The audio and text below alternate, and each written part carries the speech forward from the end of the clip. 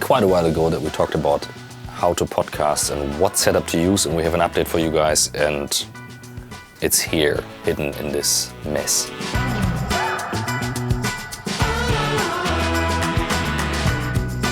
So what you see here is one of our meeting rooms that is made for podcasting. So we have the sound isolation panels here. I don't know the exact name, but they're pretty expensive, but actually the ones that are good looking. We have some other ones in the editing room we can show you later that are not as beautiful as these white panels, but what you need is a dry room if you want a professional setup. On the desk, and this is something that looks a bit messier as it actually is supposed to be. Usually there's the fourth one here, but we will show you what we will do with that. On the desk we have a new device, the MixPre-6, which we bought. It's actually $1,000, quite expensive, which we bought because this is doing something that you know from photography for a while, raw images. And with raw images, as you know, you can change the white balance and actually all the settings you want to have afterwards. We also shoot movies in RAW with the red camera. Takes a lot of files. And this is one of the first devices recording audio in RAW. Meaning, if you have audio that is not loud enough, too loud or peaking, you can actually edit the audio afterwards and do everything to the audio track that you have, which is pretty cool. So this is our new go-to device. In the old videos we had the Zoom H6, which is still a pretty good device if you're on the go, and we will show you in a minute why. Then we have a small desk with these 4 Shure SM7Bs, which is, I think, one of the best mics when it comes to like price and value you get, in combination with Sennheiser HD-25. These guys were actually made for the Concorde. And in the Concorde, so many DJs were traveling, this is what they say, that a lot of DJs just took this thing and used it because it's such a good headphone. Tasty, smooth, delicious bass. It's so precise that it's still sometimes too precise if you compare it to an actual hi-fi station or like club or wherever you want to play. But every guest can hear themselves, which we didn't do in the beginning when we started with podcasting, but we found that it's actually quite helpful because it pulls them more into the podcast, into this zone where you are and have a very intimate conversation. So we can have 4 people in here.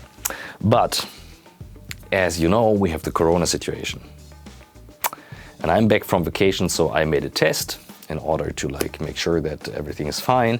So since we will have a podcast today here, there's only 1 or maybe 2 people in the room that are Corona safe, or however you want to call it, and me. So how do we do that? Maintaining the audio quality if you record a podcast remote. And I'll show you what we do. We take one of the Shure mics and take a walk. Then you take any device that allows you to like have a video call or anything. In my case, we just take the iPad. Then you want to make sure you have headphones that you can have in like one ear. In my case, we take the AirPods. Then we need headphones. The other recorder, the H6. This is, by the way, a, what's it called? A Fethead that you need because they're not loud enough. So you want the Fethead in between. We have these guys and there are other ones. I think we should need to make a separate video about these things, but you need it for the Shure. So we have the Fethead here. And very important, I will show you why. Oh, and the car key.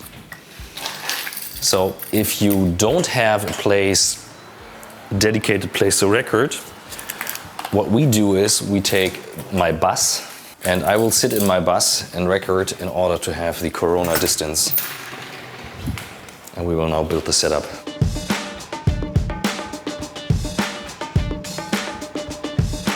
All right. Okay.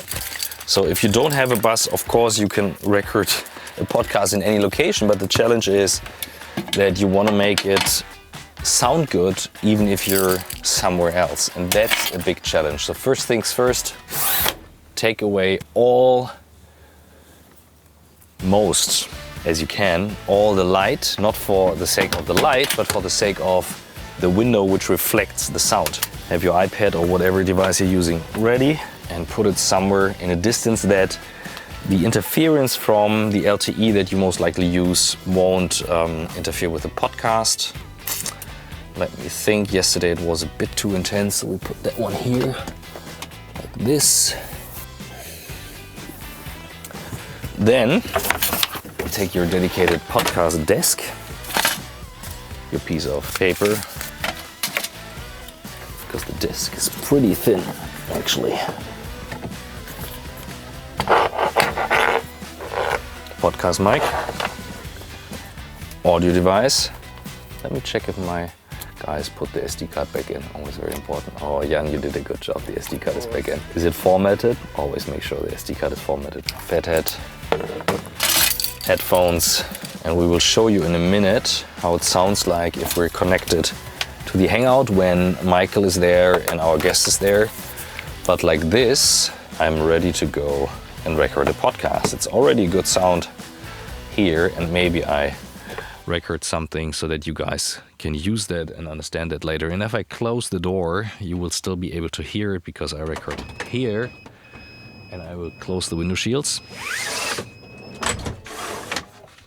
Because now this is quite dry room for a remote podcast setup. So as I said, if you don't have a bus, then use something else where you can record remotely. But if you have the chance to use a dedicated second device and the same mic, you will be able to make a podcast in very high quality, even over the distance. 1 hour later. That's my setup here. The setup in the room, we use the Hangout so that I can actually see Michael and our guest. They can see me. And the trick is, you want to have the audio from the Hangout, but separate from the tracks. So of course we record the tracks, but they want to hear themselves on the Sennheiser phones. So we channel the audio from the USB from the laptop into the USB-C of the MixPre, so they can hear the Hangout sound as well on their headphones. If you don't have a MixPre, you need a separate splitter, or like you can also use like cable of Apple headphones. Then you use one ear with the Apple headphone and the other you use the Sennheiser, so you hear the one sound from the Hangout so they can hear me and the other themselves. A little bit like I did it in the bus. That's the other way around. The whole cost for the setup is around, depending on the quality you want to set, 1,000 for the MixPre, another, I'm gonna make a break. You already know that I love this thing because it kind of makes it feel so urban. And it's coming from the other side as well now. So the cost for the whole room is 1,000 for the MixPre, 400, 500 for the SMBs and the stands. So another 2,000, and then depending on the quality of the panels, 2,000 to 3,000 for the panels. It's worth it for us because we record at least twice a week, if not more, podcast. If you want to make it a bit more ghetto, there are other videos I made about the podcast setup. If you want to make it really ghetto and it still works, you want to make sure that everyone, even on remote sites, record their own audio tracks. So you use your phone for each of the participants. They record one audio track on their phone and you connect via Hangout or whatever you actually record the podcast with, and then your headphones on so that you don't have a double sound. That's the best quality you can get if there's nothing else. There are online tools, and there are also followers of our podcast sending us these tools. I don't have the best experience with that, depending on the connection you have. Really depends. So this is how I would do it. There are other videos I made about our former podcast setups that we can link here. How to podcast part 1 and 2. It's still a good setup to start. And we learned a lot over the last 3 years that we do podcasts now, and a lot over the last 5 years that we do videos now. So make sure you subscribe here for another video next week, and see you guys then. Thanks.